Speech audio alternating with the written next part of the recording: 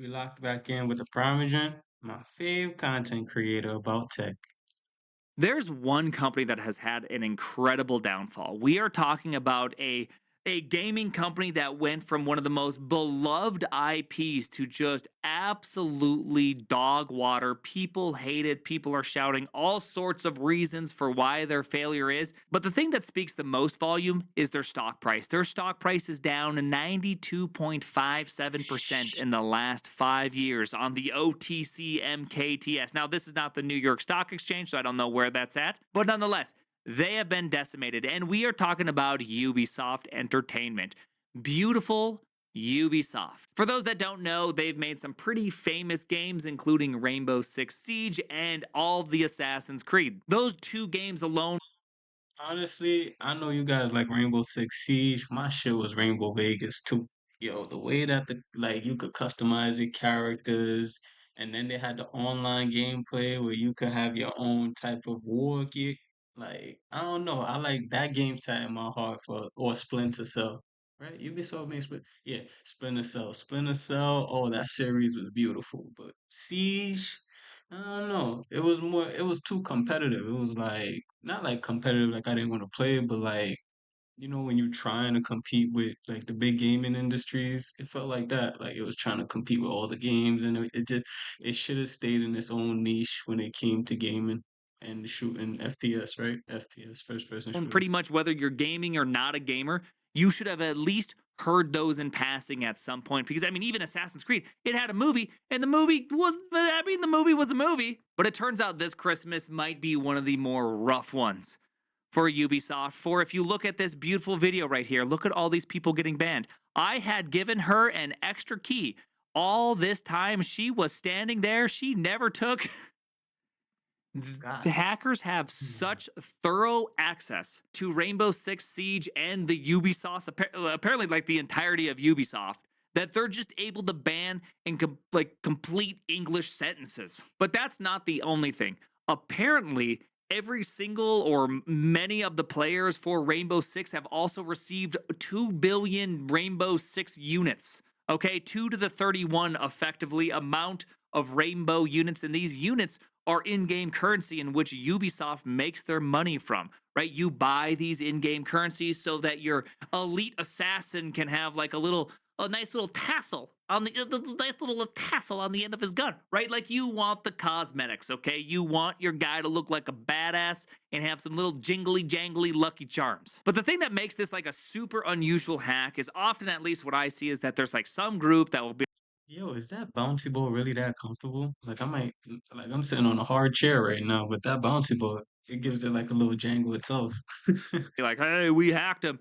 And that's that. But in this case, there are 5 groups vying for attention right now for who's doing what hacking. So, first, let's start with Group 1. Now, Group 1 is responsible for the $339 billion worth of in game rainbow units. They've obviously caused a bunch of damages. This led Ubisoft to doing some really weird things. Look at this. Getting 2 billion in Rainbow Six credits and then being banned for using them is like the police showing up in the middle of the night, leaving thousands of dollars in your wallet, then arresting you for spending it. It is a little strange. Like imagine that just for a second, that you just wake up one day, you have all this money just sitting in your Rainbow Six account, and you're like, I'm gonna go buy some skins. This is odd. Let's see if this works. Oh wow, it works. I don't know what's going on. Maybe they just decided to give me a whole bunch of credits. What the heck's happening? Boom, you're banned. Shouldn't have done that, cowboy. Kind of ridiculous behavior. Like, you could have also just rolled it back, Ubisoft, in which you did. Can you really blame people for testing out the fact that they got 200 or 2 billion rainbow units in their account, seeing if it's real? Nah, it's not. There's nothing about that. That's I'm not gonna lie to you, if there was ever a mistake in like deposit and there was money deposited in my account, the first thing I would do is the same thing they did, just to see if it went through. Like, you know what I mean? Like, why me at first, and then after, why me is why not me? totally normal. So at this point, this is really where things leave the realm of just like, oh, there's a group attacking, into just like what appears to be like the real housewives of hackers, okay? So group 2.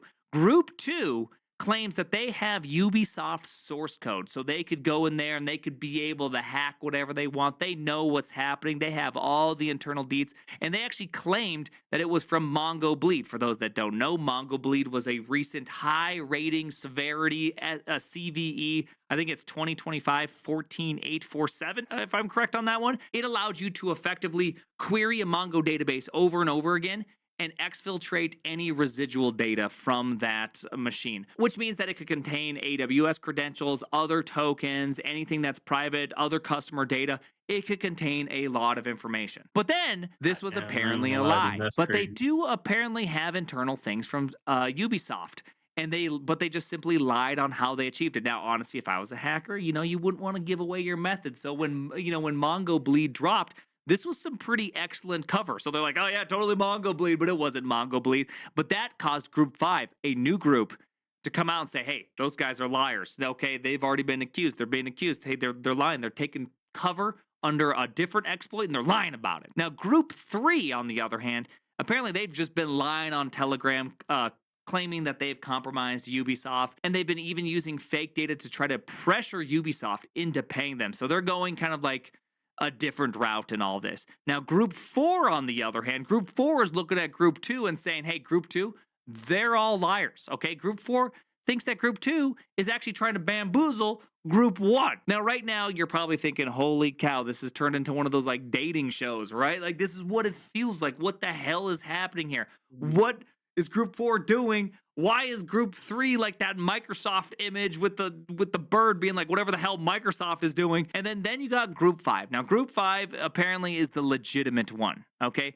Because they have presented some sort of comprehensive breakdown of all the Ubisoft 6, Rainbow Six Siege, and other conflicts. Group 5 illustrated step by step how all actions were performed. Now, My thing is, when is the Ubisoft gonna step in and say I'm going to fix this shit? Because while this is all going on, Group 1, Group 2, Group 3, Group 4, and Group 5 standing at the best match right now, when are you gonna say enough is enough and like pick your poison type of shit? Like you might honestly, here's my thing. You might as well just nuke the whole Rainbow Siege. You know what I'm saying? Just nuke it. I don't know how much money you've been making off of it, but it's always good to take your losses. And then, don't repeat the same mistakes. That's just me. That is just me. It makes no sense to continue and risk the chance of this happening again. Because if I'm a hacker and I get into your shit, oh, you best believe there's gonna be a back door to a back door, and around the corner to the back door to the back door. Like you know what I'm saying? I'm not giving away my secrets, but I'm going to make sure you remember me. You ain't never holding my balls. You feel me? That's just me though. Group 5 has promised that they're going to do like a technical write up, a breakdown of kind of what has happened that will be shared publicly later. And so, if that does happen, we'll go over all of that later. But they're going to do it only after Group 1 and Group 2 apparently sort some things out. I don't know what's going on betwixt those two groups, but some stuff is happening. And apparently, all these groups kind of know of each other, and like they've worked together before, or they have some sort of relationship with with each other. Very confusing. Okay, this is Nah, I'm gonna break it down for you. See, hey, look, this is just for educational purposes. I don't got nothing to do with that side of hacking. I don't know nothing. This is hypotheticals. All great things it's like all great things, all great hackers, everything that was like once good, they all used to work together at some point, and that tends to be the hacking community. Like they're all linked to some certain extent. Like one day they had a job together that they did together, and someone got burned, and then they ended up branching off to make another group. And the group leader just so happens to be one of the group members of the old unicorn hacker group that was the best of all time. So, it's like a lot of peeling of the onions and stuff. So it's not like all the vulnerabilities that's being shown hasn't been known. Like they all know the same vulnerabilities because maybe they all worked together in the past. Not saying it's true, but maybe even as far as to go, maybe someone inside of Ubisoft is leaking those and selling it on the backside. You know what I mean? Like this hacking shit goes so deep. Like it's not so much hacking anymore. This is espionage and holding data for ransom, information for ransom.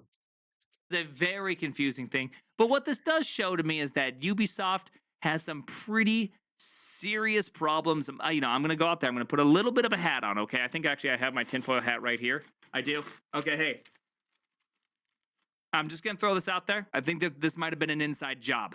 Okay, I think that they might be getting a little bit of some of that hand wedge help. Okay. You know, I just said it. So you know I'm not like out here lying about the information. And you know what? I didn't just say it. I know nothing about this stuff. You know what I'm saying? I'm just a regular person without a tinfoil hat. Now, part of me wants to believe that Ubisoft is a mature enough company at this point that this kind of stuff has to happen from the inside. Like this isn't just like negligence in programming. Okay, just I want to believe that, but also I've just been a developer long enough to know that sometimes it's just not even negligence; it's just ignorance. Like we all make mistakes, and I feel bad that after taking 5 years of L's, Ubisoft wanted to get one more L in for 2025. And now they're just having just currency inflation problems. They can't make any money. They're rolling back servers. Full English sentences are getting banned. Quite the time to be on call at Ubisoft. The name is looking forward to that technical breakdown again. Hey, I'm not gonna lie to you. You know what makes, and this is why I'm happy that like I go the polyglot route. I like to learn tech and I like to build less alone, hold on to a title that makes me feel like I'm a specific person. Um, as a programmer, you heard him say people make mistakes. You know what I mean? And that we I keep saying we, but hackers love that shit. Like we love when you guys boast about yourself. Yeah, programmers. Yeah, man. You guys, yeah, you just a simple mistake. You guys are the smartest in the world, which is why any script kiddie could make any hack and not know what it is, and then a real hacker is gonna pay for that script, and then there you go. You just got yourself a backdoor for a price of a nickel.